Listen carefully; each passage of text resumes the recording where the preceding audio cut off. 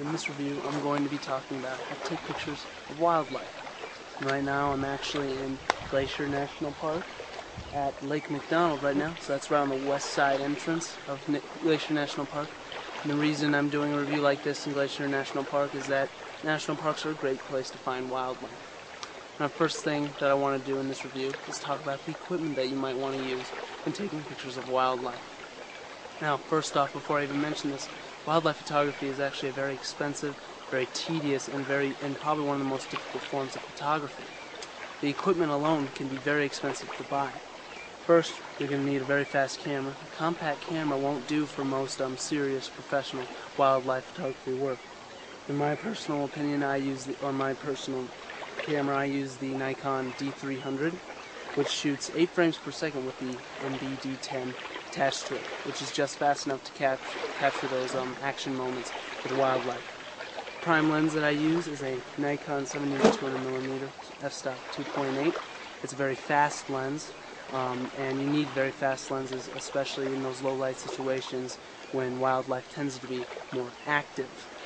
Also, you want a fast lens because you want low or large f-stops in order to get fast shutter speeds for when the wildlife is moving. And this is pretty much the bottom line of what most wildlife photographers might have. Professional wildlife photographers actually have lenses like the big Nikon Super Telephoto Prime lenses, which can cost thousands upon thousands of dollars a piece. And of course, I'm not a pro, so I can't afford things like that. This is pretty much the best I can do, and this is pretty much the essential kit that you need in order to take pretty decent pictures of wildlife, or to get really into wildlife photography. Next essential piece of equipment that you might need is also a tripod. Now, it's not necessarily important, but in low light situations like dawn and dusk, it can be useful. It can also be useful for if you have a large lens like this. Holding it like this all the time can make your arm pretty sore. So having a tripod to set that on is really useful. Even a monopod works really well, and if you have an extremely large lens or large setup similar to this, or even larger than this, it's definitely something you might want to consider. The next thing I'm going to talk about in the review is the settings that I've set my camera to in order to take good pictures of wildlife. First things first, I set my camera, of course, to continuous shooting mode, which with the MB-D10 battery pack I can get 8 frames per second, which is pretty fast and definitely good for capturing wildlife.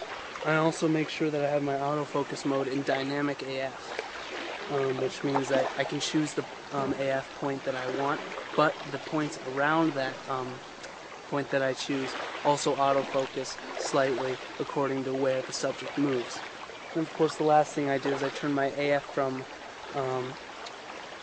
to continuous autofocus, which means that it'll be continuously focusing as the animal moves. So as long as I have my finger down on the shutter, it'll always focus as the animal moves closer or further away. And of course, that's really useful because that way you don't have to constantly take your finger off and push again and again to get a new focus. As for shutter speed and f-stop are both very important. The mode that I like to use is Aperture priority mode, which is the A mode. And I like to set my f-stop usually to f-stop 4 or f-stop 8, depending on the light during the day and what time of day it is, or what kind of, whether or not I want background blur or background in focus. Most of the time I find myself using much larger f-stops like f-stop 4 because I see most wildlife actually during the morning or during sunset, when it's usually pretty dark, and that's when wildlife is most active. In fact, sunrise is probably when wildlife is most active, and it's usually pretty dark around that time, so you need to use fast apertures. Also, I like to use fast apertures when I want to just have the animal in focus and the background out of focus. Of course, during the day, like right now, it's about 4 o'clock in the day. It's pretty bright out, pretty sunny. It is possible to find wildlife if you're in the spot where wildlife is. You can definitely use larger or smaller f-stops like f-stop 8 and still get a pretty decent shutter speed. And of course, if I want the background in focus as well as the animal, I'll use a small f-stop like f-stop 8. Of course, however, you want to keep in mind when taking pictures of wildlife, especially with longer lenses and at longer focal lengths, I try to keep my shutter speed at least 1/200th of a second. So anything lower than that, I usually adjust my f-stop to either go above that shutter speed or to match that shutter speed. Of course, I can also adjust ISO to go above that shutter speed if I have to. Of course, in the daytime, though, I try to keep my ISO as low as possible. Most of the time, I use ISO 200 for wildlife, and that usually, in most lights, keeps me above 1/200th of a second, which is good enough for me. However, sometimes it does get dark enough, or it is dark enough to where I have to use maybe ISO 800 in order to accomplish that goal of getting at least 1/200th of a second shutter speed. And white balance, what you want to set there is pretty much essentially the same as the way shutter speed works, or the way f-stop works. And what I mean by that is that it really depends on what time of day it is, whether it's cloudy or sunny.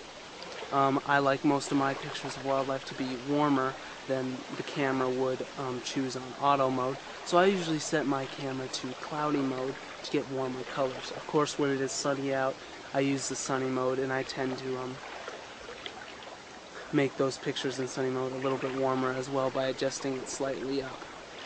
Finally, you can use either mode, RAW or JPEG. It really doesn't matter. It depends on whether you like post-processing after you take the picture or whether or not you just like taking the picture and being done with it. I personally like to use JPEG because I'm not much of a post-processor kind of person. So what I do when I use JPEG is I set my picture mode to vivid, and I have the saturation a little up. I either keep it in the center where it is on the D300 or I put it one up. I don't need saturation to be too high or it looks a little unrealistic.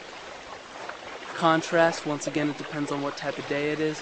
If it's pretty cloudy and shady, the contrast, I set it up a little bit higher, but not all the way up, not too high. And if it's actually really sunny out, you want to use a lot lower contrast. In fact, with the Nikon D300 and most other Nikon digital SLRs, it has a setting called active D-lighting. And when it comes to wildlife, if it's really sunny out like it is right now, I definitely turn on the active D-lighting to either normal, high, or low, depending on how much harsh sunlight there is. And that's very useful, of course, when it comes to really harsh sunlight.